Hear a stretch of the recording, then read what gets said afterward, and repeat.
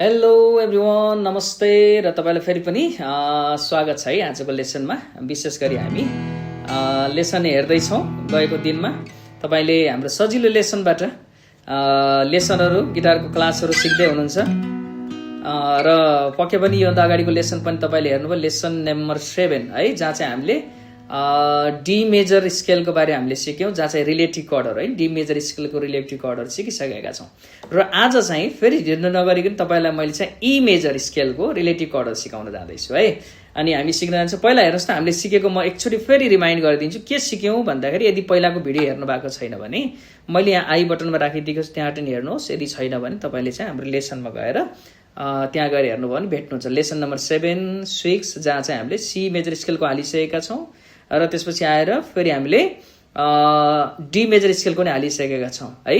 अनि अब आएर हामी चाहिँ ई को सिक्दैछौँ। त्योभन्दा पहिला डीमा के गर्यौँ हामीले, हेर्नुहोस् त, डीलाई हामीले यसरी दबाउन सिक्यौँ। डी मेजर, डीको रिलेटिभ कर्ड याद गर्नुपर्ने कुरा भनेको डी, अर्को यसको मेजर कर्ड यसमा लाग्ने जी मेजर, अनि अर्को भनेको ए मेजर।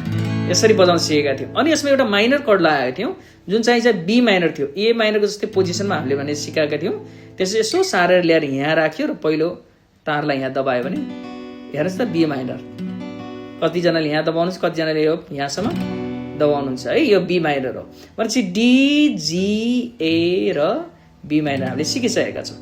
र अर्को आज थप्ने 8औं नम्बर लेसन भनेको चाहिँ अर्को चाहिँ हामी डी ई मेजर स्केलको रिलेटिभ कर्डहरू है। आउनुहोस् हामी सिक्नेछौँ। अब ई मेजरको सिक्दाखेरि पहिलो कुरा त हामीलाई ई स्केल थाहा हुनु पर्यो, या ई मेजर कर्ड चाहिँ पत्ता लगाउनु पर्यो है। हामीले पहिला पनि लेसनहरू सिकिसकेको ई कसरी दबाउने भनेपछि हामीले हेर्नुहोस् त यसरी दबाउन सक्छौँ। या तपाईँको सेकेन्ड, थर्ड र फोर्थ फिङ्गरले गर्नुहोस्, या त फर्स्ट, सेकेन्ड र थर्ड फिङ्गरले गर्नुहोस्। कसरी दबाउँछ हेर्नुहोस् त, पहिलो फ्रेटभित्र गएर कति नम्बर तार, तेस्रो नम्बर तार, हेर्नुहोस् त हामी दबाउँछौँ तेस्रो नम्बर तार। त्यसपछि आएर सेकेन्ड फ्रेटभित्र दोस्रो कोठाभित्र आएर 5औं नम्बर तारलाई 2 नम्बर औँलाले 5औं नम्बर तार। त्यसपछि आएर फेरि यो बचेको तेस्रो नम्बर औँलाले आएर चौथो तारलाई, हेर्नुहोस् त, एकअर्कालाई नछुने गरेर। ल यो चाहिँ के भयो, ई मेजर स्केल। हेर्नुहोस् त, ई ई।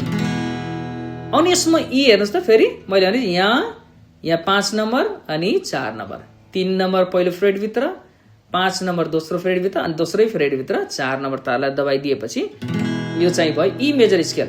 हामीले यहाँ सिकिसकेको अर्को कर्ड भनेको हेर्नु सजिलो कर्ड छ नि, ए कर्ड हामीले सिकिसकेका छौँ है। योभन्दा अगाडिकै लेसनमा पनि सिकिसक्यौँ। भनेपछि अर्को यसको लाग्ने कर्ड भनेको चाहिँ के हो भन्दाखेरि ए मेजर। ईसँग लाग्ने अर्को रिलेटिभ कर्ड भनेको ए मेजर।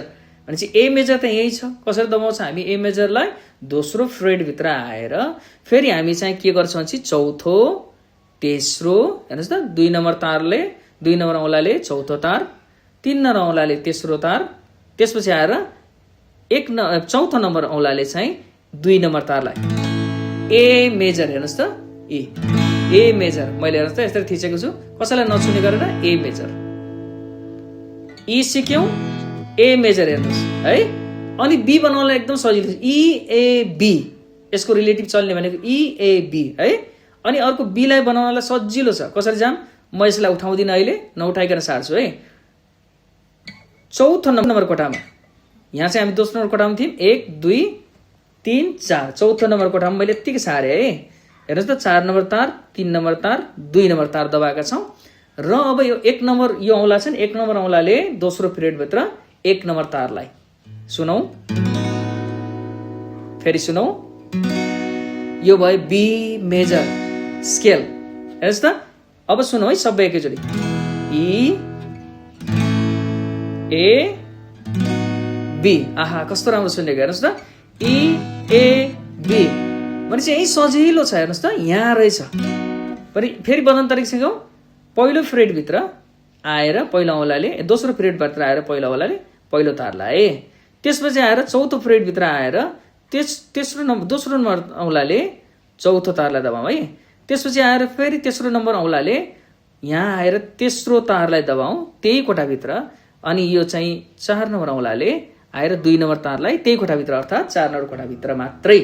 र सुनौ त, हेर्नुहोस् त, दब्यो। कतिजनाले यसरी पनि बजाउनु छ, यसरी पनि बजाउन सक्नु, पुरै फ्ल्याट लिएर है, पुरै यहाँ दबाएर। ओके, ल हेर्नुहोस्, त्यसै ई ए बी हामीले तीनवटा मेजर सिकिसक्यौँ।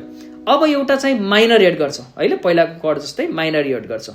ए माइनरको जस्तै पोजिसन हेर त, ए माइनर बजाउँदा हामीले सिकिसकेको छ पछाडिको लेसनमा। अनि अगाडि आएर पनि हामीले सिकिसक्यौँ। अर्को चाहिँ के भन्दा चौथोमा आएर यहाँ यसरी दबायौँ भने हामीले चाहिँ यो बी माइनर हुन्छ भनेर सिक्यौँ होइन। त्यसपछि अझै अगाडि छाड्यौँ भने यो चाहिँ सी माइनर हुन्छ है। र यहाँनिर हेर्नुहोस् त, कहाँनिर 1 2 3 4 5 6 नम्बर कोठाभित्र आएर है हामी के गर्छौँ भने चाहिँ चौथो नम्बर तार र तेस्रो नम्बर तारलाई चाहिँ हामीले तेस्रो र चौथोवालाले दबाउँछ। हेर्नुहोस् है, यहाँ आएर चौथो नम्बर तारलाई र तेस्रो नम्बर तारलाई, तेस्रो र चौथोवालाले, यो 3 नम्बर औँलाले फेरि 5 नम्बर कोठाभित्र आएर दोस्रो तारलाई दबायौँ। त्यसपछि पहिलो तारलाई हामीले चाहिँ चौथो कोठाभित्र आएर है हेर्नुहोस् त 1 2 3 4 नम्बरमा आएर यो 1 नम्बर औँलाले 1 नम्बर तारलाई दबायौँ। र अब सुनौँ है, ल हेर्नुहोस् यो चाहिँ सी शार्प माइनर भयो। हेर्नुहोस् त 6 नम्बर कोठाभित्र 5 नम्बर कोठाभित्र दबाएको छ। त्यसपछि आएर फेरि यहाँ आएर दबाएको छ है चौथो नम्बर तारमा। त्यसपछि चौथो कोठाभित्र 1 नम्बर तारलाई, 5 नम्बर कोठाभित्र 2 नम्बर औँलाले दोस्रो तारलाई, अनि त्यसपछि छैठौँ नम्बर कोठामा तेस्रो औँलाले चौथो तारलाई, फेरि चौथो औँलाले तेस्रो तारलाई एकअर्कालाई नछुने गरेर दबायौँ भने हेर्नुहोस् त यो कुन कड भयो, सी शार्प माइनर। भनेपछि यसमा प्रयोग गर्ने कड भनेको ई सी शार्प माइनर, अर्को ए बी। यसमा थुप्रै गीतहरू हामीले बजाउन सक्छौँ है। अब मिलेमिले जस्तो सुनिन्छ हेर्नुहोस् त,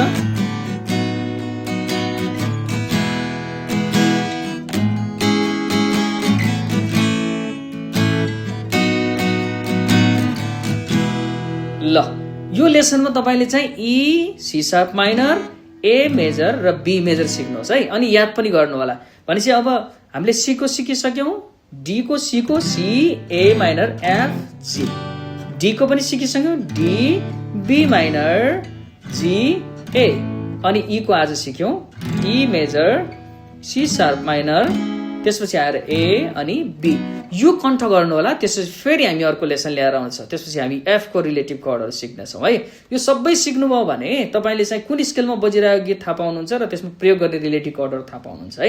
त्यसैले बिगनरलाई एकदमै मन पर्यो लेसन आजको भने तपाईँले लाइक गर्न र साथीहरूलाई पनि सेयर गरिदिनुहोस्। तपाईँले जस्तै तपाईँको साथीहरूले पनि सिक्न सक्नुहुनेछ र तपाईँको साथीहरू पनि तपाईँले सेयर गरे मार्फत उहाँहरू पनि आशिषित हुन सक्नुहुनेछ है।